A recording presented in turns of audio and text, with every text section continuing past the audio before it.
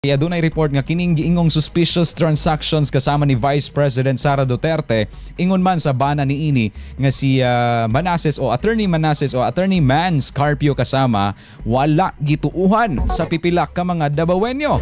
Atong sayron kasama ang kinatibuk ang detalye, makauban na to si kasamang Pearl Pacifico. Yes, kasamang Pearl, good afternoon. Yes, Radyo Manleo. Hugot nga gibarugan sa mga Davaoenyo nga dili katuuhan ang representa sa Anti-Money Laundering Council kun AMLC nga adunay suspicious transaction sa joint bank account ni Vice President Sara Duterte ug iyang bana nga si Attorney Manasseh Carpio. Nasayarang gipresenta sa AMLC kagahapon nga adunay 6.7 billion medyo dako ug siya nga misulod og migawa sa maong bank account sa magtiayon gikan 2006 hangtod 2025, so mga 19 years ba, Radyo Leo.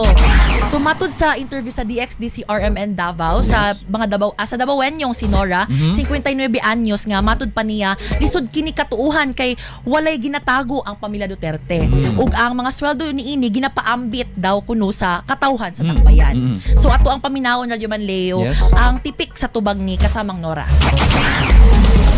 Unsay ilang nakita nila dinhi og ilang salary niya sa mga Duterte ginashare sa katawhan. Kanang 6 billion murag lisod man na paminawon og asa og pang tan-awon diri sa amo ang sa ato ang Dokbayan sa Davao. Gibarugan sab ni Aida, 52 anyos nga dili siya motuo kay dako iyang pagsalig sa Vice Presidente ug dili kini angay tuuhan kay ang mao daw nagpresenta ani kay ang kanhing senador nga si Antonio Trillanes the fourth. Ato apong paminaw ng iyahang side, Radyo Manleo, iyang dugang nga pagsabot ni Aida. Dili gyud ko mo to kay si Trillanes man ang nagistorya. Kabalo bayata na sa iya nga dili gyud siya sultig tinuod. Wala sa ginigituhan ni Mark na taga-Talomo.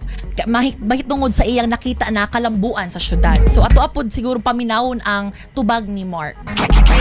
Ang Davao nagataas man ng improvement, unlike sa Manila nga gubot sila dito, pero wala ko nakita sa mga Duterte ha na gikurakot nila.